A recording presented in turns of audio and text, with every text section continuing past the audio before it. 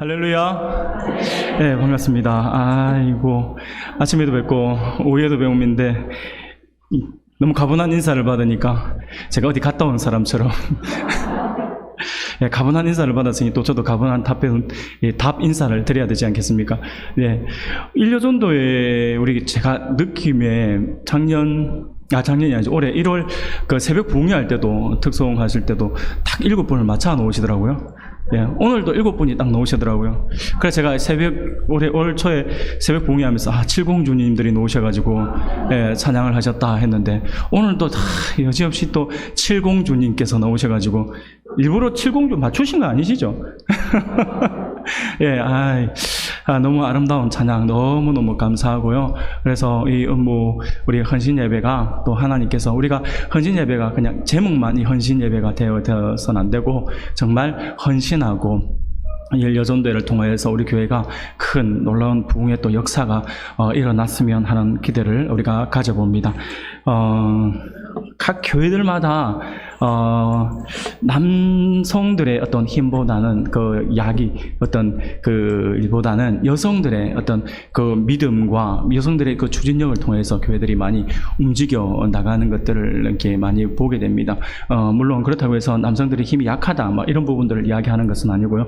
그만큼 교회 내에서 우리 여성분들의 어떤 기도의 힘과 그리고 여성분들의 그 봉사와 헌신의 모습들이 교회 안에 항상 큰 힘을 좌지우지하고 할 정도로 차지하더라라고 하는 것들이 늘 생각이 납니다. 그래서 일여전도회뿐만 아니라 우리 여전도회, 우리 교회에 있는 여전도회를 통해서 우리 교회가 더욱더 섬세하면서 또 큰 하나님의 놀라운 은혜들을 받고 또 그걸 나눌 수 있는 그러한 복의 통로로서의 모습을 갖추어지기를 주님의 이름으로 축복합니다.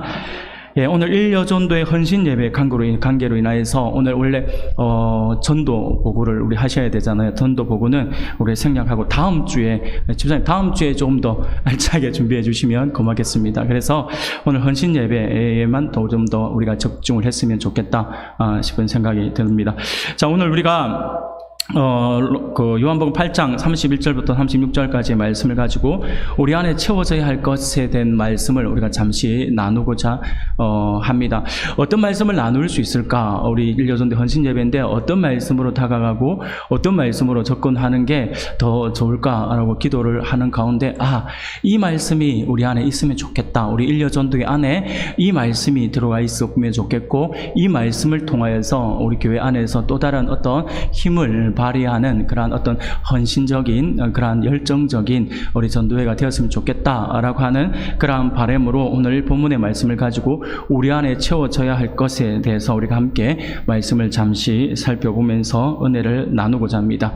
헌신 예배이지만 그럼에도 불구하고 우리가 옆에 분들과 인사하는 걸 잊어버리면 안 되겠죠. 오후 시간에 우리가 늘 한 인사를 나누도록 하겠습니다. 양옆에 앞뒤에 계신 분과 당신은 나의 기쁨입니다. 인사하겠습니다. 당신은 나의 기쁨입니다. 당신은 나의 기쁨입니다. 예, 당신은 나의 기쁨입니다.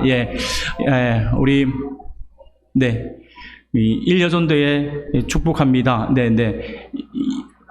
이게 더 호응이 더 큰 것 같아가지고 강렬했습니다. 늘 제가 여러분들과 함께 오후 예배 시간에 인사를 하면서 나누는 말씀이지만 늘 그랬으면 좋겠습니다. 우리 사랑하는 성도님들께서 정말 하나님의 기쁨이 될 뿐만 아니라 성도 상호간에 서로 기쁨이 되고 더 나아가서 세상에 믿지 않는 사람들이 우리를 통해서 또 즐거움을 누릴 수 있을 만큼 우리가 많은 사람들의 기쁨이 되는 그러한 삶을 살아갔으면 좋겠습니다. 오늘 우리가 흔히 오늘 본문의 말씀을 가지고 우리가 말씀을 나눌 건데 우리가 흔히 이 대화를 하고 많은 사람들이 이야기를 하는 것 가운데에서 하는 말들을 보면 공허하다라고 하는 말들을 가끔씩 쓰잖아요. 이 공허하다라고 하는 말을 많이 하는데 이 공허하다라고 하는 말의 의미가 뭔지를 한번 찾아보았어요. 마음이 쓸쓸하거나 허전한 느낌이 드는 것을 말하거나 또는 아무것도 없는 텅 빈 상태, 그 비어있다라고 하는 그 의미로 우리가 공허하다라고 하는 단어를 이렇게 사용합니다. 그래서 사람들이 공허함을 느낄 때는 아무것도 없이 텅 비어 있는 듯한 그런 허전함을 느낄 때 우리가 공허하다라고 하는 그러한 말들을 많이 사용하죠. 그런데 우리가 정작 가만히 생각을 해보면요, 우리 안에, 우리 사람이란 모든 사람 안에는 있잖아요, 이 과연 공허함이라고 하는 게 있을까라는 생각들을 한번 해보게 됩니다. 왜냐하면요, 우리는 공허하다라고 하는 말들을 우리가 흔히 내뱉고는 있지만 정작 우리가 가만히 생각해 보면요, 사람의 마음은요, 공허함이라고 하는 게 있을 수가 없어요. 왜냐하면 항상 무엇인가로 가득 차 있기 때문이다라고 할 수가 있습니다. 사람은 누구나 할 것 없이 자신의 마음의 자리 또는 자신의 생각의 자리를 빈자리로 만들어 놓지 않아요. 항상 무엇인가로 채워 놓아요. 그것을 내가 의식을 하든 의식을 하지 않든 간에 우리는 무엇인가가 우리 안에 항상 가득 차 있게 되어 있다라고 하는 것이죠. 쉽게 말씀을 드리면 우리의 마음을 그릇으로 한번 비유를 해보면 그런 거예요. 우리가 빈 그릇을 하나, 여기는 컵이, 지금 물이 들어있는데, 자, 이런 빈 컵이 있다 했을 때, 이 물이 없을 때 빈 그릇이라고 딱 우리가 이야기할 때, 이 빈 컵을 가지고 안에 아무것도 안 넣어 놓았다라고 이야기를 하면요, 그러면 이게 그냥 아무것도 없는 것처럼 비어 있는 그릇처럼 보이잖아요. 그럼에도 불구하고 우리가 가만히 생각해 보면 이 빈 그릇 안에 무엇인가가 또 차여 있는 것을 우리가 볼 수가 있습니다. 그것이 뭘까요? 그렇죠. 산소라고 하는 게 우리가 볼 때 생각해 보면 이 아무리 빈 컵이라고 하고 아무리 빈 물잔이라 하더라도 그 안에는 산소라고 하는 것이 그 안에 가득 차 있다라고 하는 것이죠. 그래서 우리가 항상 볼 때는 무엇인가가 항상 우리 안에 이렇게 빈 그릇처럼 보인다라고 하지만 사실은 이게 그 산소가 차 있는 것처럼 우리의 마음의 그릇도 그렇다라고 하는 거예요. 공허하게 느껴지는 것 같고 빈 것 같이 허전한 것 같이 느껴지지만 사실은 무엇인가가 우리 안에 가득 차 있다라고 하는 것을 우리가 기억해야 합니다. 하다못해 눈에 보이지 않는 산소로 가득 차 있는 그릇처럼 우리 안에도 무엇인가가 가득 차 있습니다. 이처럼 우리의 마음의 그릇도 마찬가지라고 말씀을 드리죠. 우리가 무엇인가를 채우지 않았음에도 불구하고 우리의 마음의 그릇은 우리가 인식하고 있지 못하는 가운데서도 무엇인가로 가득 차져 있다라고 하는 것입니다. 무엇으로 채워져 있든지 항상 그 자리는 가득 차 있게 마련인데, 이처럼 자신의 마음의 그릇에 채워져 있는 그것이 뭐냐라고 하면 항상 생각해 보면요, 내가 인정을 하든 인정하지 않든 간에 내 마음 안에 차 있는 것은요, 뭐냐면 항상 내가 가지고 있는 최고의 관심사가 그 안에 들어가 있어요. 항상 내 마음 안에 내가 지금 그것을 인정하지 않는다 할지는 모르지만 내 마음 안에 내가 지금 무엇으로 가득 차 있는가를 살펴보면 내가 지금 무엇에 관심을 가지고 있는가를 찾아볼 수가 있다라고 하는 것이죠. 하나님으로 가득 차 있는 사람이 있을 수도 있고요, 아니면 세상의 근심으로 가득 차 있는 사람이 있을 수 있고요, 아니면 또 다른 어떤 세상의 어떤 욕망이나 출세나 아니면 또 다른 어떤 무엇인가로 가득 차 있는 그러한 모습들을 우리가 살펴볼 수 있다라고 하는 것이죠. 예를 든다면 도둑은 무엇으로 가득 차 있을까요? 어떻게 하면 더 많은 재물을 들키지 않고 잘 훔칠 수 있을까라고 하는 그러한 것들에 대해서 고민을 하게 되죠. 그래서 어떤 물건이 더 값진 물건인가에 대한 관심이 굉장히 지대한 것이죠. 그래서 어느 집이 비어 있는가, 저 집은 어떤가라고 하는 걸 굉장히 유심하게 살피는 것을 보게 됩니다. 사기꾼은요, 어떤 말을 해야 사람들이 내 말을 잘 믿고 그 사람들의 금품을 내가 잘 갈취할 수 있을까라고 하는 생각으로 가득 차 있어요. 그러다 보니까 일반 사람들은요, 상상도 하지 못한 사기의 방법을 가지고 와요. 그래서 어떻게 이런 천재의 머리가 이렇게 이야기할 정도로 굉장히 뛰어난 생각들을 가지고 결국 사기를 치죠. 설마 이렇게까지 해서 사기를 칠까라고 생각을 하잖아요. 사기꾼은 그러 가지고 사기를 칩니다. 말도 안 되게, 어이가 없이. 그게 사기 칠 생각만 가득하고 있는 거죠. 이 마음이 그것에만 가득 차 있는 거예요. 바람기가 많은 사람은요, 어떻게 해야지만 어떤 남자에게 관심을 더 가질 수 있을까, 이 여자의 마음을 사로잡을까, 여기에 대해서 막 고민밖에 안 하는 거죠. 그래서 이 사람들은요, 말을 한마디 하더라도 어떤 말을 해야지만 이 상대방에게 호감을 가질 수 있을까, 그리고 외모를 어떻게 신경 쓴다든지 그거밖에 신경 안 써요. 막 굉장히 머릿속에 그것만 신경 가득 차 있는 것으로 볼 수 있어요. 대통령도 마찬가지죠. 대통령은요, 어떻게 하면 나라의 안정적인 통치에 대한 할 수 있을까? 어떻게 하면 이 혼란스러운 나라를 바르게 이렇게 성장시킬 수 있을까에 대한 고민들로 아마 가득 차 있을 거예요. 교사들도 마찬가지죠. 교사들은 어떻게 하면 학생들에게 좀 더 쉽게, 더 효과적으로 잘 가르칠 수 있을까에 대한 생각과 고민 등으로 자신의 그릇을 가득 채워서 그것을 실현하고자 노력을 하고 있다라고 하는 것입니다. 사랑하는 여러분, 이와 같이 사람은 누구나가 자신이 좋아하고 자신이 추구하는 부분에 대한 생각으로 자신의 그릇을 가득 채우고 있는 것이 사실이죠. 이러한 것은 특정한 부류의 사람들에게만 해당되는 것이 아니라 우리 모든 사람에게 동일하게 적용되어지는 그러한 부분이라 할 수 있을 것입니다. 그런데 우리가 가만히 생각해 보면요, 중요한 사실이 또 하나가 있어요. 뭐냐면 이러한 고민과 생각들로 가득 차 있는 나의 그릇은 단순히 그것이 채워져 있다라고 하는 것으로만 끝나는 것이 아니다라고 하는 거예요.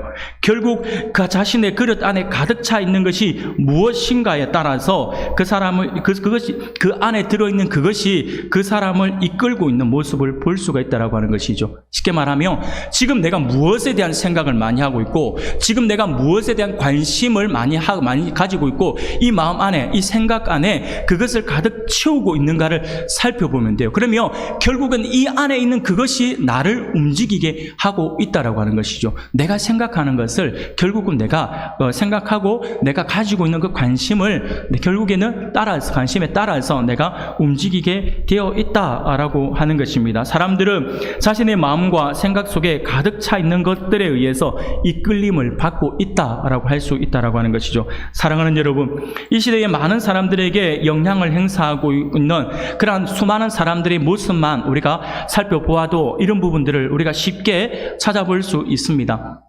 자신의 분야에서 최고라고 자부하는 사람들도 모두 다 자신의 부분에 대해서 최고의 자리에 앉기 위해 자신의 쉼이나 즐거움 등 자신의 삶을 거의 다 포기한 채 자신의 속에 있는 것만을 위해서 달려가는 모습을 볼 수가 있어요. 이 안에 가득 차 있는 그것을 이루기 위해서 쉼 없이 달려간다라고 하는 것이죠. 얼마 전에 우리 또 세계적으로 또 아주 우리나라의 한 선수가 세계적으로 또 이게 굉장히 유명해지는 그런 어떤 일이 하나 있었죠. 바로 손흥민, 여러분 손흥민 들어보셨죠? 손흥민 선수가 있습니다. 손흥민 선수가 제가 안 그래도 우리가 세계적인 이제 축구 스타잖아요. 그런데 이 손흥민 선수는 이 세계 최고의 프로리그를 할 수 있는 영국의 프리미어 리그라고 하는 그 리그에서 득점왕을 차지했습니다. 이것은요 굉장히 놀라운 사실입니다. 축구에 관심이 없는 사람은 그랬나 보다 라고 하고 말겠지만, 축구에 조금이라도 관심이 있는 사람은요 이거는 역사를 뒤바꾸는 사건이다 라고 이야기할 정도로 엄청난 사건이에요. 그래서 우리 아시아계의 선수가 이 영국 프리미어 리그에서 득점왕을 한 선수는 한 명도 없어요. 아니 그 비슷하게 가지도 못해요. 그런데 우리 손흥민 선수가 그것을 이루어내었다라고 하는 것이죠. 그래서 이 손흥민 선수는요 안 그래도 세계적인 선수로 주목을 받는데 더 유명한 세계에서 가장 주목을 받는 몇 명의 선수 가운데 한 사람으로 지금 주목을 받고 있다라고 하는 사실들을 우리가 기억해야 합니다. 정말 이 손흥민 선수는 대단해요. 그런데 이 손흥민 선수가 자기가 쓴 에세이집이 있어요. 자기가 처음으로 쓴 에세이집이 있는데 이 에세이집 이름이 뭐냐면 축구를 하며 생각한 것들이라고 하는 그런 에세이집이 있는데, 이 에세이집에서 이 손흥민 선수가 이야기한 그 내용을 우리가 한번 주목해 볼 필요가 있습니다. 한 부분을 제가 잠깐 소개해 드릴게요. 그러면 이 손흥민 선수가 이 리그가 시작되면 거의 한 10개월 정도의 그런 어떤 대장정에 이제 들어가는데, 이 손흥민 선수가 이 10개월 동안 자기가 어떻게 한다라고 하는 것들에 대해서 이렇게 글을 써놨는데, 자기는 이렇게 이야기해요. 10개월 내내 밤 10시 전에 잠자기. 여러분, 피 끓는 청춘이잖아요. 20대 청춘이 10시 전에 잔다는 게 말이 됩니까? 10시 전이면 지금 우리 청년들한테 물어보세요. 10시 그러면 밤이라 안 해요. 초저녁이라 그러지. 어른들은요 그거는 밤이잖아요. 우리 젊은이들은요 초저녁이라 그러고, 10시에 잔다 그러면 옆에 있는 친구가 욕해요. 그 초저녁에 니는 뭐 할매도 아니고 왜 그리 빨리 자노? 막 이런다니까요. 10시면요. 아이고, 우리 젊은이들 한참 움직일 때잖아요. 그렇기 때문에 10시에 잔다는 게 이 말이 안 되는. 근데 손흥민 선수는 리그 기간 동안 무조건 10시 전에 잠자기라고 하는 거예요. 자신의 최선의 최고의 컨디션을 유지하기 위한 하나의 방법이죠. 그리고 10개월 내내 정크푸드 먹지 않기. 이 무슨 말이냐니까 몸에 안 좋은 푸드 음식들, 이걸 10개월 동안 입에도 안 된다는 거예요. 몸 관리를 위해서, 자기의 최선의 그 최고의 몸을 관리하기 위해서 10개월 내내 정크푸드 먹지 않기, 10개월 내내 자유시간에서 무조건 집에 쉬기. 자유시간 되면 밖에 나가고 싶고 또 친구들 만나고 싶고 교제도 나누고 싶고 또 이렇게 뭐 하고 싶잖아요. 그런데 손흥민 선수는 다 끊어요. 끊고 10개월 내내 쉬는 시간만 되면 무조건 집에서 휴식을 취하는 거예요. 자신의 몸을 관리하는 것이죠. 그리고 10개월 내내 스트레스 받을 일이 있으면 최대한 빨리 풀고 평정심을 유지하기. 다음 경기를 위해서 그렇게 하기. 이렇게 하면서 자기가 이것들을 써놓고 그것을 실천하고 있었다라고 하는 것이죠. 정말 대단한 선수예요. 그래서 이것들을 그렇게 10개월 동안 철저하게 그가 리그가 진행되는 이 10개월 동안 오직 축구에만 신경을 쓰고 거기에만 몰두하겠다라고 하는 자신의 의지를 거기에 담아 놓은 것이죠. 자신의 마음의 그릇에 오직 축구만을 담겠다라고 하는 이 손흥민 선수의 의지입니다.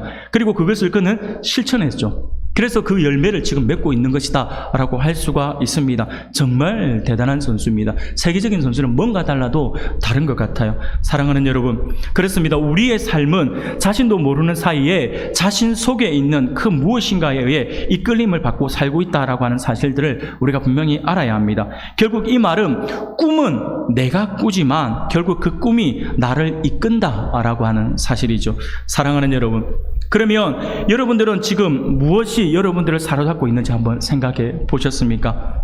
무엇이 여러분들을 이끌고 있습니까? 한번 살펴보셔야 합니다. 지금 나의 최고의 관심사가 무엇인지를 한번 돌아보며 내가 지금 어디를 향해 가고 있는지를 볼 수가 있어요. 오직 하나님께만 집중되어 있다면, 하나님만 자고 앉으나 서나 당신 생각이 아니라 앉으나 서나 하나님 생각만 하는 사람들은 뭔가 달라도 다르게 되어 있어요. 오직 자기가 지금 무엇에 관심을 가지고 있는지를 한번 돌아볼 필요가 있습니다. 그래야지만 내가 가는 길을 지금 어떤 방향인지를 알 수가 있다고 하는 것이죠. 제가 사역의 이 시간들이 좀 길어요. 길어서 제가 어릴 때부터 사역을 시작했기 때문에 지금 사역의 그 연수로 지금 20년 훨씬 이게 넘어가요. 거의 30년 가까이 이제 되어 가는데, 이렇게 사역을 하면서 제가 청년들을 참 많이 만났어요. 청년들하고 청소년 많이 만나면서 그들과 사역하고 같이 뭐 교제도 나누고 웃으면서 같이 여러 가지 교육들을 많이 해왔어요. 그런데 이 청소년들과 청년들 사역을 하다 보면 많은 학생들이 저에게 나와서 가끔씩 이렇게 질문을 하는 학생들이 있어요. 어떤 질문이냐면, 신앙적인 부분에 있어서 고민을 좀 굉장히 많이 하는 거예요. 많이 하면서 저에게 다가와서 질문을 해요. 내가 어떻게 하면 나의 생각 속에 있는 거짓되고 음탕하고 방탕한 생각 속에서 나를 이겨낼 수 있을까요? 라고 하는 질문을 해요. 나는 그러고 싶지 않은데 자꾸 잡다한 생각이 나를 힘들게 해요.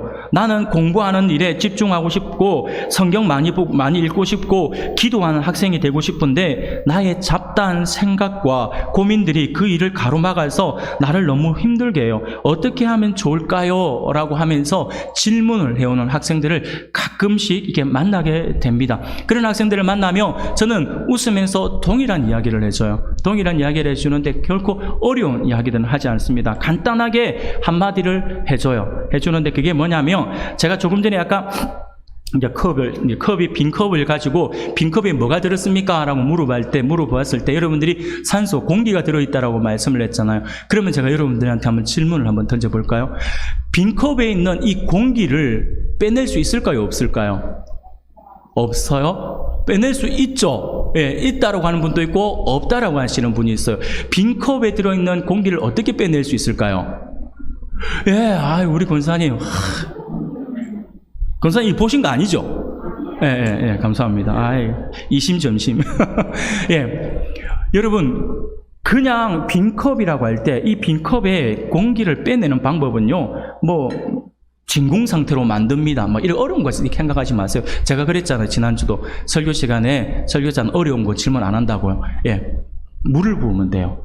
물을 부으면 그냥 공기는 자연스럽게 빠져나와요. 자, 이 원리를 가지고 우리 아이들에게 그렇게 대답을 해줍니다. 아이들이 그런 고민들, 잡다한 생각들 때문에 너무 힘들어요 라고 하는 그 친구들에게 제가 뭐라고 이야기하냐면, 그냥 마치 빈컵에 물을 부으면 그 잡다한 그 공기들이 빠져나오고 물이 담기는 것처럼, 우리가 정말 네가 하나님만을 바라보고 싶고 하나님만을 의지하고 싶고 그래서 잡다한 생각들을 떨쳐버리고 싶다면 지금부터 하나님만 생각하자라고 이야기를 합니다. 하나님의 말씀만 집어넣어라. 하나님의 말씀만 집어넣고 하나님만 생각하고 하나님만 의지하고 자나 깨나 하나님만 생각해봐라. 그러면 어느 순간 내 안에 잡다한 생각들이 떨어져 나가게 되어 있다라고 그렇게 이야기를 해줍니다. 사랑하는 여러분, 우리 하나님을 향한 생각과 예수님을 사랑하는 생각을 집어넣기만 하면 우리 안에 있는 잡다한 것들은 우리가 저절로 빠져나가게 되어 있다라고 하는 것을 기억할 수 있기를 바랍니다. 근실이 내 안에 있는 거 우리는 떨쳐버리고자 여러 가지 고민들을 많이 하잖아요. 굉장히 많은 수고들을 해요. 그러면서 어떤 사람들은요, 금식도 하고 고행도 하고 하는 등의 어떤 자기의 행동들을 정말 수없이 많이 합니다. 그런데 가만히 생각해 보면요, 그거 할 필요가 없어요. 할 필요가 없어요. 물론 그렇다고 해서 제가 지금 뭐 금식이 잘못됐다라고 말씀을 드리는 거 아니에요. 금식은 반드시 필요합니다. 금식은 너무나도 우리에게 유익합니다. 그래서 성도들에게 금식은 반드시 필요해요. 그러나 그 금식은요, 기도의 도구로 사용해야 되는데, 많은 사람들이 금식을 기도의 도구로 사용하는 것이 아니라 다이어트의 도구로 사용하려고 한다라고 하는 게 문제다라고 하는 거예요. 금식은 기도의 도구이지 다이어트의 도구가 아닙니다. 여러분, 굶어가면서 이렇게 뭐 살 빼려고 하지 마시고, 예. 제가 어릴 때부터 사역을 길게 했댔잖아요. 예, 제가 좀 살이 많이 쪄가지고 지금도 살 좀 빼야 되는데 살이 잘 안 빠지거든요. 그런데 살이 찐 이유가 있어요. 왜 이유가 있냐면요, 어느 교회든지 사역을 가보면 항상 저에게 권사님들이나 우리 집사님들 꼭 하시는 말씀이 있어요. 좋다. 지금이 딱 좋아요. 저보고, 목사님 살 쪘으니까 살 좀 빼세요. 제가 98kg까지 나갈 때, 그때에도 살 뺄 때가 어디 있다고, 아이고, 딱 좋아요. 늘 그러니까 저는 그게 진짜 믿었어요. 그게 딱 좋은 줄 알았어요. 알고 보니까 딱 좋은 게 아니더라고요. 딱 좋은 그게 딱 더 뺐으면 좋겠다. 이 말처럼 들어야 되는데, 바보같이 딱 좋다 소리만 들어가지고. 그래서 딱 이러시는데, 여러분, 사랑하는 여러분, 이게 우리가 이제 금식이라고 하는 것들이 우리가 이제 물론 기도를 할 때 이렇게 도구로 사용되어서 쓰여져야지 우리가 뭐 살 빼는 이 일에 우리가 사용해서는 안 된다라고 하는 것을 우리가 기억하고, 여하튼 이 금식은 굉장히 우리에게 필요하죠. 여하튼 조금 전에 말씀드린 것처럼 잡다한 어떤 생각들을 버리기 위해서 금식을 한다든지 아니면 내가 고행을 한다든지 막 이런 것들을 할 필요가 없어요. 그것 때문에 고민할 필요는 없어요. 그것을 빼내기 위해서는 우리가 하나님의 말씀에만 집중하면 된다라고 하는 것이죠. 하나님을 향한 바른 생각만 들어있다면 우리는 그러한 잡다한 생각들로부터 자유할 수가 있다라고 하는 것을 반드시 기억할 수 있길 바랍니다. 사랑하는 여러분, 오늘 말씀은, 오늘 우리가 읽었던 본문의 말씀은요, 우리 그리스도인의 자녀들이 우리의 그릇 안에 가득 채워야 할 것이 무엇인지에 대해서 우리에게 분명히 말씀해 주고 있어요. 그리스도인들, 우리 모두에게 적용이 되는 겁니다. 우리에게 있어서 우리가 안에 채워야 할 것이 무엇인지를 우리에게 말씀해 주고 있는 부분인데, 오늘 일여전도의 헌신 예배 시간을 빌어서 우리의 그릇 안에 우리가 무엇으로 가득 채워야 할 것인지, 그리고 조금 전에 말씀드린 것처럼 우리 안에 있는 산소를, 그 그릇에 산소를 빼내기 위해서 하나님으로 집어넣어야 된다 했잖아요. 그러면 하나님의 어떤 것을 우리가 오늘 집어넣는 것이 우리에게 유익한지에 대해서 우리가 함께 살펴보면서 하나님의 은혜를 나누고자 합니다. 사랑하는 성도 여러분, 우리 그리스도인들은 그 안에 무엇으로 가득 채워야 할까요? 그것은요, 한마디로 딱 정리를 한다면 오늘 본문에서 우리에게 가르쳐주고 있어요. 진리였어요. 진리로 우리 안을 가득 채워야 한다라고 하는 것입니다. 진리가 사람 안에 있을 때, 진리가 내 안에 있을 때 사람이 힘이 있고 능력 있고 영향력 있는 사람이 될 수 있어요. 그런 의미에서 저는 오늘 우리 일여전도 회원들 안에 바로 이 진리가 가득하기를 축원합니다. 물론 우리 모든 성도, 함께 앉아있는 우리 모든 성도님들 안에도 하나님의 진리가 가득하기를 축복합니다. 사랑하는 여러분, 오늘 본문의 말씀을 보니 31절에서 이렇게 말씀을 해요.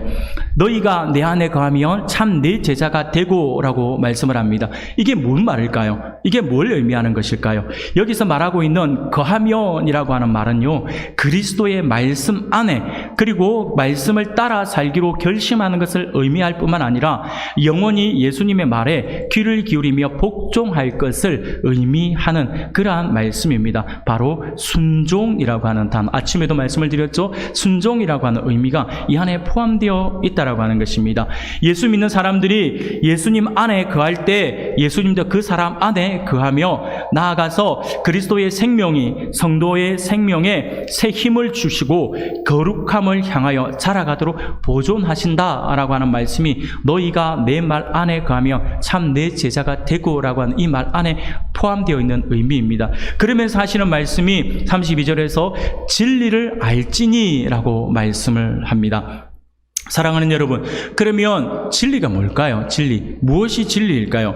진리라고 하는 것은요, 우리가 사전적 의미를 찾아보면 거짓과 반대되는 참이라고 하는 의미를 가지고 있습니다. 쉽게 말씀을 드리면 이게 진짜 거다, 변하지 않는 거, 이걸 이야기할 수 있어요. 변하지 않는 사실, 이거 쉽게 말하면 시간이 지나고 문화가 변해도 바뀌지 않는 사실이 바로 진리라고 할 수가 있습니다. 오늘 본문에 진리로 해석되는 헬라어 원어를 보면 헬라어 원어가 바로 알레데이아라고 하는 단어인데, 이 알레데이아라고 하는 단어가 바로 그 의미를 가지고 있어요. 시간이 지나고 문화가 바뀐다고 해서 바뀌는 그것은 진리일 수 없다라고 하는 것이죠. 그래서 이 1000년 전에 진리가 오늘 바뀌면 그건 진리가 아니에요. 1000년 전의 사실이 지금도 동일한 사실로 적용이 되어진다라고 한다면, 그리고 앞으로 1000년 이후에도 동일하게 적용되어진다라고 한다면 그것은 진리라고 할 수가 있다라고 하는 것입니다. 사랑하는 여러분, 시간이 지나면서 바뀌는 것은 진리일 수 없어요. 시간이 변화도 바뀌지 않는 그 사실이 진리입니다. 그것을 우리가 뭔지 가만히 생각해 보면 예수 믿는 사람들은 이 진리가 무엇인지 정말 쉽게 알 수가 있어요. 몇 가지를 우리가 예를 들어 볼 수 있겠죠. 바로 천지 만물을 창조하신 하나님의 그 능력, 변하지 않는 진리죠. 하나님이 천지 만물을 창조해 주셨다라고 하는 사실은 변하지 않는 진리입니다. 또한 성경이 영원한 하나님의 말씀이다라고 하는 사실 또한 변할 수 없는 진리인 것이죠. 이것들이 진리입니다. 그런데 오늘 본문을 보면 32절 원어를 보면요, 진리 앞에 정관사가 하나 붙어 있어요. 정관사들이 붙어 있어요. 그렇기 때문에 영어로 해석을 하면 이것에 더라고 하는 정관사가 붙어 있는데, 그러면 이게 이것을 다시 해석을 해보면 진리를 알지니 진리가 너희를 자유롭게 하리라 라고 하는 말씀을 다르게 해석을 해보면 그 진리를 알지니 그 진리가 너희를 자유롭게 하리라 라고 말씀을 하고 있는 것입니다. 그 진리, 하나밖에 없는 진리를 이야기하는 겁니다. 하나밖에 없는 진리, 그 진리, 여기서 말하는 그 진리는 그럼 과연 무엇을 의미하는 것일까요? 딱 하나가 떠올라요. 바로 요한복음 14장 6절 말씀이 떠오릅니다. 요한복음 14장 6절 말씀, 여러분들 암송하고 있는 말씀이잖아요. 이 말씀이 어떤 말씀입니까? 예수께서 가라사대 이르시되 내가 곧 길이요 진리요 생명이니 라고 말씀하지 않습니까? 예수님이 뭐라고 하셨다고요? 내가 길이다, 그 길이다, 하나밖에 없는 길이다라고 이야기해요. 그리고 내가 진리다, 그 진리다, 하나밖에 없는 진리다, 그거라고 이야기를 하고 있다라고 하는 것이죠. 사랑하는 여러분, 바로 여기서 진리는 바로 그 진리를 알지니 진리가 너희를 자유롭게 하리라 라고 하는 것은 한마디로 이야기하며 바로 우리 예수님을 의미한다 라고 이야기를 할 수가 있습니다. 그래서 골로새서 1장 15절과 16절에서 우리 예수님에 대해서 어떻게 표현을 하고 있냐면 이렇게 표현해요. 그는 보이지 아니하는 하나님의 형상이시오 모든 피조물보다 먼저 나신 이시니 만물이 그에게서 창조되되 하늘과 땅에서 보이는 것들과 보이지 않는 것들과 혹은 왕권들이나 주권들이나 통치자들이나 권세들이나 만물이 다 그로 말미암고 그를 위하여 창조되었고라고 말씀을 합니다. 쉽게 말씀을 드리며 예수님께서 창조주이시고 성자 하나님으로서 이 땅에 육체를 입고 오셔서 나를 대신하여 십자가에 못 박혀 돌아가시고 또 부활하셔서 하나님 우편에 계신 것과 이제 누구든지 그 이름을, 그 사실, 예수 그리스도의 이름을 믿기만 하면 구원을 받는다라고 하는 그 사실이 변하지 않는 하나밖에 없는 진리다라고 우리에게 말씀을 해주고 있는 것이죠. 그것은 누구도 바꿀 수 없는 진리다라고 하는 것입니다. 그리고 또 이후의 말씀에서 진리를 알지니라고 말씀을 하고 나서 진리가 너희를 자유롭게 하리라 라고 말씀을 하고 있죠. 여기서 자유롭게 한다라고 하는 말은요, 구원을 받게 한다라고 하는 거예요. 죄의 수많은 어떤 그 엄청나게 큰 죄의 속박으로부터 우리에게 자유를 허락해 준다, 자유를 안겨준다 라고 하는 그러한 의미입니다. 이것은 우리가 참 진리 되신 주님을 알고 우리 주님을 믿으면 구원을 받는다라고 하는 것을 이야기하는 것이죠. 삶의 현장에서 죄로 인하여 얽매였던 것에서부터 자유를 얻게 되고 세상의 수많은 우상과 관습이라고 하는 이름으로 속박해 오던 수많은 것들로부터 자유를 얻게 된다라고 하는 것입니다. 죄뿐만 아니라 우리의 삶의 현장에서도 우리를 올가매고 있는 어떤 그 우상의 잔재들로부터 우리가 모두 노임을 받게 될 것이다 라고 하는 것이죠. 누구를 알면요? 진리를 알며 예수님을 알며 그런 모든 속박으로부터 우리가 자유함을 얻게 될 것이다 라고 말씀을 하고 있습니다. 사랑하는 우리 성도 여러분, 우리의 삶의 현장에서 우리가 흔히 볼 수 있는 많은 모습들이 있지 않습니까? 믿지 않는 세상 사람들은 우상이라고 하는 것에 매여 스스로 얼마나 많은 올무에 매여 살고 있는지 모릅니다. 과학의 시대라고 하는 지금의 시대에 미신적인 것을 사람들이 얼마나 많이 따르고 있습니까? 얼마나 많이 추종합니까? 잘못된 것을 바라보고 그 잘못된 것에 매여가지고 정말 손가락 하나 까딱하지 못하는 두려움 속에서 그런 사람들이 얼마나 많은지 모릅니다. 물론 우리 예수 믿는 사람들, 진리를 가지고 있는 우리들은 그러지 않죠. 자유하잖아요. 얼마나 자유합니까? 여러분, 진리를 가지고 있지 못한 사람들은 어떻습니까? 결혼 쉽게 할 수 있을까요? 결혼 쉽게 못합니다. 여러분 다 아시죠? 결혼하려면요, 안 믿는 사람들은요, 우상에 빠져있는 사람들은요, 제일 먼저 뭐 해야 되냐면 남자는 자매를, 자매는 남자를 고를 때 뭐부터 봐야 됩니까? 궁합이라고 하는 걸 봐야 되잖아요. 니하고 나하고 맞는가? 점쟁이가 말해주면 그게 무조건 맞다 하면 무조건 그게 그냥 막 진리처럼 받아들이잖아요. 궁합을 봐요. 궁합을 봐서 심지어는 궁합을 보고 안 맞다 그러면 그렇게 사랑한다라고 하면서 붙어 다니다가도 궁합이 안 맞다 그러면 에이 이러다가 궁합이 안 맞다 소리를 또 하고 또 하고 또 하고 그렇게 둘이서 만나고 또 이렇게 하다가 결정적으로 이렇게 두 사람이 결혼하면 남자가 빨리 죽는다, 여자가 빨리 죽는다 그러면 어떻게 합니까? 심각해지죠. 그러면서 우리는 아닌 것 같아. 다음 세대에 우리 다시 만나. 그러면서 헤어지려고 한다니까요. 결혼 날짜 잡는 것도 함부로 못 잡아요. 여러분 이사 많이 해보셨죠? 이사 해보시면요 알아요. 예수 믿는 사람들은 얼마나 자유한지 몰라요. 예수 안 믿는 사람들은 이사 쉽게 할까요? 쉽게 못해요. 어떤 날을 잡아야 합니까? 손 없는 날을 잡아야 돼요. 손 없는 날을 잡아야 돼요. 그러다 보니 손 없는 날에 사람들이 몰려요. 여러분 이삿짐 나르는 날, 이삿짐 센터 가보세요. 손 없는 날은요, 이삿짐 인건비부터 해가지고 비용도 훨씬 비싸요. 예수 믿는 사람들은 여기에 매입니까? 안 매여요. 전화하잖아요. 이삿짐 센터에. 예, 손 있는 날이 언제입니까? 얼마나 자유해요. 또 싸게 해주고 얼마나 좋아요. 돈도 싸게 해주고 막 주인은 너무 좋잖아요. 여러분 이게 자유인 거죠. 안 믿는 사람들은요, 새해가 되면 요즘도 보는지 모르겠어요. 토종 비결 꼭 보잖아요. 토종 비결 보면서 올해 나에게 어떤 운세가 있을까? 어떤 사람들은요, 물을 가까이 가지 마라. 그러는 게 1년 동안 목욕 안 가더라니까요. 목욕 가면 죽는 줄 알고. 그러다가 물 마시다가 살에라도 걸리면 이건가 싶어가지고 깜짝 놀래고. 이게 어떻게 피곤해서 어떻게 살아요? 어떻게 살아? 말도 안 돼. 예전에 제가 한번 말씀을 드렸잖아요. 저희 신혼 때 이사하려고 집을 구하러 갔는데 어느 한 집에 이제 들어갔는데 갑자기 우리 아이가 아이를 안고 있었는데 막 엄청나게 울고 있고 막 갑자기 애가 안 우는데 갑자기 막 안겨갖고 울고 난리가 난 거예요. 그래서 왜 그러나 싶어. 근데 저도 그 집이 되게 마음에 안 들어서 찝찝하고 그냥 별로도 아니다 싶었는데 돌아서가 나오다가 제가 기겁을 했잖아요. 뭐 안방에 들어갔다가 나오다가 기겁을 했잖아요. 뭐냐니까 문지방이야. 이 방문 머리 위에다가 여러분 아시죠? 저기 통닭집에 가면 닭도들이 쪼개는 그 식칼, 부엌칼 말고 식칼, 이런 무쇠로 해가지고 이따만한 게 삼각 이때 있는 식칼을 거꾸로 떡 매달아가지고 하늘 위에다가 천장에다가 시퍼런 날이 서 있는 그게 내 밑으로 지나가는 내 머리 위에 딱 꽂히게끔. 등에서 식은땀이 나더라. 이게 뭐 하는 거냐고요. 그럼 제가 이게 뭐 하는 겁니까? 라고 했더니 귀신 들어오지 말라고.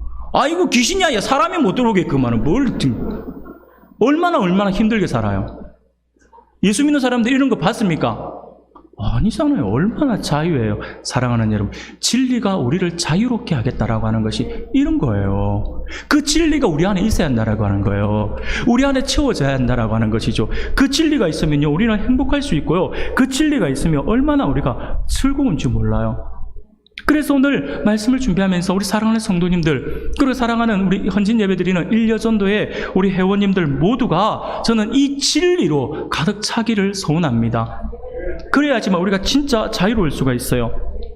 진리가 우리 안에 가득 찰 때 우리는 참 자유를 얻을 수 있고 참 기쁨을 누릴 수 있습니다. 그러므로 우리 일여전도의 회원들 안에는 하나님의 진리가 가득하여서 하나님께서 허락하시는 참 자유를 마음껏 누릴 수 있기를 주님의 이름으로 축복합니다. 그렇습니다. 사랑하는 성도 여러분, 우리 안에 진리가 가득해야 하죠. 그리고 우리 안에 진리가 가득해야 되는데 진리와 함께 우리 안에 있어야 될 게 또 하나가 있어요. 그게 뭐냐면 바로 열정이라고 하는 거예요. 저는 이 열정이라고 하는 걸 참 좋아합니다. 그래서 진리와 함께 같이 있어야 되는 것은, 반드시 있어야 되는 것은 이 열정입니다. 열정인데 열정이 무엇일까라고 한번 고민을 해봤어요. 저는 열정을 이렇게 한번 정리를 해봅니다.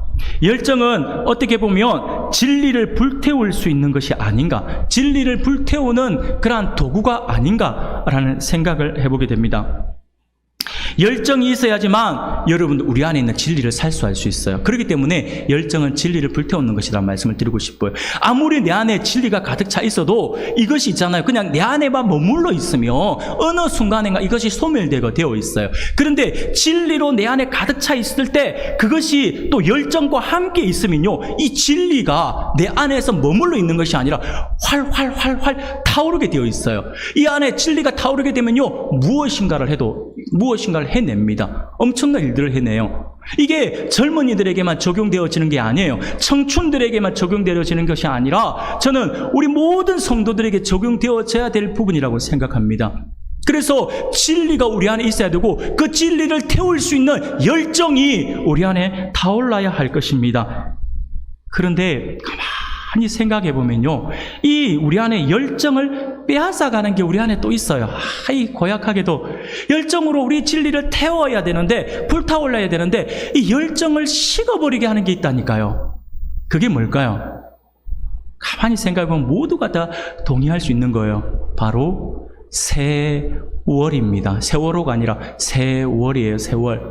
세월이 이 열정을 식어버리게 만든다라고 하는 것이, 이 세월이라고 하는 이 고약한 것이 우리 안에 열정이 식어버리게 만듭니다. 처음에 진리 가운데서 뜨겁게 타오르던 열정이 시간이 가면서 어느덧 식어가게 되고 우리로 하여금 진리를 쉽게 잃어버리게 하더라라고 하는 것이죠. 사랑하는 여러분, 젊음 참 좋잖아요. 젊음이라고 하는 게 뭘까요? 젊음이라고 하는 게 뭘까요? 그냥 외모상으로 보이는 그 모습, 주름 없이 피부를 보고 탱탱한 탁 튕겨보면 저는 안 되는 것 같아요. 탁탁 튕겨가면서 탱글탱글한 피부 보면서 젊음이 좋다 막 그러잖아요. 과연 그게 젊음일까요? 물론 외모상으로 풍겨지는 그 젊음은 우리가 표현할 때 젊음이 맞습니다. 그런데 가만히 생각해 보세요. 진짜 젊음은 아니에요. 젊음은요, 그냥 그 젊음은 외관상으로 보이는 젊음일 뿐이지 진짜 젊음이라고는 할 수 없어요. 진짜 젊음을 저는 우리 안에 있는 열정이라고 부르고 싶어요. 우리 안에 있는 열정이 있으면 그 사람은 나이와 상관없이 젊은 사람이라고 말할 수가 있을 것입니다. 열정이 없는 사람은 그 사람이 아무리 탱탱한 피부를 가지고 있다 하더라도 그를 우리는 부르죠. 애늙은이라고 부를 뿐입니다. 열정이 없으면 그래요. 한 번씩 하다가 제가 속이 뒤집어지는 청년들이 있어요. 우리 청년들은 아닙니다. 속이 터지는 청년들이 있어요. 어떤 청년들이냐면 수련회 가자 그러면 툭 던지는 말이 있어요. 아이고 집 나가면 개고생인데 이러고 있다니까 젊은 애들이. 그게 20대의 입에서 나올 말입니까 그게. 집 나가면 개고생인 이러고 있다니까요. 아니 이 친구를 보면서 내가 젊다라는 생각이 들까요? 근데 동일한 이야기들을 하면 이 60대, 70대 드신 이 어르신들은 해봅시다. 목사님 갑시다. 이번에 너무 은혜가 될 것 같아요. 갑시다. 뭘부터 할까요? 하면서 앞서 침부터 싸고 있다니까요. 여러분 누가 젊은 거예요? 젊음이라고 하는 것은 바로 저는 그 열정이라고 이야기를 하고 싶은 것이죠.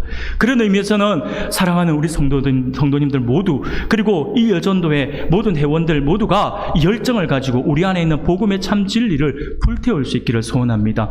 사랑하는 성도 여러분, 우리는 하나님을 발견하고 그 하나님과 함께 동행하며 살아야 하는 그러한 존재들입니다. 그러면 하나님께서 우리 안에 참 진리 안에서 흔들림 없는 꿈과 비전을 주셔요. 우리가 하나님과 함께 동행하고 하나님과 함께 하는 삶을 살고 하나님과 온전한 교제를 나누며 반드시 우리 하나님은 우리에게 꿈을 주게 되어 있어요. 비전을 주게 되어 있어요. 사명을 우리에게 안겨주신다고 하니까요. 이 사명이라고 하는 것이 너무나도 우리에게 중요합니다. 특히 예수 믿는 사람들에게는요. 사명이 바로 우리의 삶의 존재가 되기 때문이죠. 사명이 나로 하여금 살 수 있는 힘을 제공해 줍니다. 사람은 누구나가 사명 있는 만큼 살아가게 되어 있어요. 사명이 끝나면요, 꿈이 없어지면 그 사람은 금방 시들시들해져요. 수많은 목회자들뿐만 아니라 수많은 현역에서 일하시는 분들이 은퇴하고 나면 불과 얼마 안 되어서 많이 이렇게 쇠퇴하는 것을 우리가 많이 보잖아요. 그 은퇴하고 나서 아이고 은퇴하니까 정말 할아버지 같아, 할머니 같아 이런 이야기 하잖아요. 그럼에도 불구하고 은퇴를 했음에도 불구하고 나이 연세가 80, 90이 되어도 여전히 뛰어다니시는 분이 있어요. 왜 그럴까요? 꿈이 있기 때문에 그래요. 꿈과 비전, 사명이 사라지면 그만큼 빨리 우리가 이게 노화가 다가오고, 꿈이 있어서 늘 열정적으로 살아가시는 분들은요, 죄송하지만 늙을 시간이 없어요. 그래서 꿈이라고 하는 것이 우리에게 너무 중요하고 열정이라고 하는 것이 우리에게 너무나도 중요하다라고 이야기를 드릴 수가 있다라고 하는 것이죠. 꿈이 있는 사람이 열정을 가지고 살아갈 수 있어요. 그런데 이 꿈은 막연한 내 희망사항이 되어서는 안 됩니다. 참 진리 되시는 하나님의 말씀 안에서 하나님께서 주시는 꿈이어야 할 것입니다. 말씀이 결부된 하나님의 약속이 배제된 그러한 희망사항은 어떻게 보면 망상이라고 할 수가 있겠죠. 오직 진리의 말씀이 기준이 되는 그러한 꿈이 있어야 한다라고 하는 것입니다. 대표적인 예를 든다면, 성경에서 한 인물을 든다면 우리는 갈렙을 들 수가 있습니다. 갈렙은요, 여호수아서 14장 10절에서부터 12절까지의 말씀을 보면 이렇게 고백을 합니다. 이제 보소서, 여호와께서 이 말씀을 모세에게 이르신 때로부터 이스라엘이 광야에서 방황한 이 45년 동안을 여호와께서 말씀하신 대로 나를 생존하게 하셨나이다. 오늘 내가 85세로 돼 모세가 나를 보내던 날과 같이 오늘도 내가 여전히 강건하니 내 힘이 그때나 지금이나 같아서 싸움에나 출입에 감당할 수 있으니 그날에 여호와께서 말씀하신 이 산지를 지금 내게 주소서. 당신도 그날에 들으셨거니와 그곳에는 아낙 사람이 있고 그 성읍들은 크고 견고할지라도 여호와께서 나와 함께 하시며 내가 여호와께서 말씀하신 대로 그들을 쫓아내리이다. 할렐루야. 아멘. 지금 이게 갈렙의 엄청난 고백. 이 갈렙의 고백이 지금 몇 살 때 하고 있냐면 85세에 지금 갈렙이 이 고백을 하고 있는 겁니다. 갈렙은요 40세에 모세로부터 받은 약속의 말씀을 45년간 흔들림 없이 가지고 있었고요, 그 꿈이 자신을 지금까지 생존하게 했다라고 하는 것을 고백합니다. 그 꿈을 이루기 전에는 죽을 수 없다라고 하는 것이죠. 그리고 어느덧 85세가 모세의 고령의 나이가 되었어요. 그럼에도 불구하고 불구하고 자신이 여전히 강건하여 힘이 예전과 같다라고 당당하게 이야기를 합니다. 그러면서 지금이 그 꿈을 이룰 때이니 헤브론 땅을 달라라고 하는 것이죠. 결국 갈렙이 하나님께서 주신 그 꿈을 가지고 있었기 때문에 그 꿈을 가지고 자신 안에 있는 그 열정을 불태우며 그 험한 헤브론 땅을 요구할 수 있었고 결국 그것을 정복할 수 있었다라고 하는 사실을 우리가 너무나도 잘 알고 있습니다. 사랑하는 여러분, 갈렙에게는 자신에게 있는 꿈이 자신을 살아가게 하는 원동력이 되었고 그 꿈이 원동력이 되어서 열정을 불태우게 되니 결국 하나님의 약속을 이루어낼 수 있었다라고 하는 것이죠. 이 사실을 우리가 분명히 기억해야 합니다.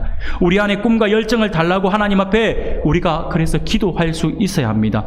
그래야 하나님의 진리의 말씀 안에서 새로운 꿈을 가질 수 있고 그 꿈에 우리의 열정을 더해 그 꿈을 향해 달려나가는 우리 성도님들이 다 되시기를 주의 이름으로 축복합니다. 사랑하는 성도 여러분, 오늘 오후 시간에 하나님께서 우리에게 주신 말씀을 기억할 수 있기를 바랍니다. 나이와 상관이 없습니다. 누군가 그랬지 않습니까? 나이는 숫자에 불과하다라고요. 우리 안에 참 진리 되시는 우리 주님의 약속의 말씀만 있으면 됩니다. 그 진리의 말씀에 하나님께서 주시는 꿈이 있으면 되는 것이고요. 그러면 우리는 젊게 살 수가 있어요. 1여전도회 우리 회원님들, 물론 2여전도에 비하면 연세가 드셨잖아요. 그러나 여러분들 꿈이 있으면 돼요. 그러면 오히려 2여전도회 회원님들 마음 상해하지 마세요. 여러분들 다른 이야기 하는 거 아니니까. 그러면 여러분들이 꿈이 있고요. 여러분들이 진리가 우리 안에 들어있고 진리에 포함된 그 진리 안에서 하나님께 주시는 꿈과 비전이 있고 사명이 있어서 열정을 가지고 살아가게 되면요. 오히려 우리 교회에 새로운 3여전도회가 만들어질 거예요. 그 3여전도회는 1여전도회가 3여전도회가 될 수도 있을 거라고 저는 믿어요. 그래서 오늘 헌신 예배를 통하여서 저는 여러분들과 이 말씀을 나누고 싶었어요. 교회를 움직여가는 힘은 꿈을 가지고 있고 열정을 가지고 있는 그들을 통하여서 하나님의 교회가 움직여진다라고 하는 사실들을 기억할 수 있기를 바랍니다. 그래서 우리 여전도회가 그런 여전도회가 될 수 있기를 소원합니다. 오늘 말씀을 기억하면서 우리 안에 참 진리 되시는 주님으로 우리가 가득 채울 수 있기를 바라고요. 그리고 주님의 진리의 말씀이 기준이 되는 그 꿈을 달라고 이제부터라도 기도할 수 있기를 바랍니다. 그래서 그 꿈에 우리의 열정을 불태워서 이 시대의 젊은이로 살아가는 우리 모든 성도님들 그리고 1여전도의 회원님들이 다 되시기를 주님의 이름으로 축원합니다.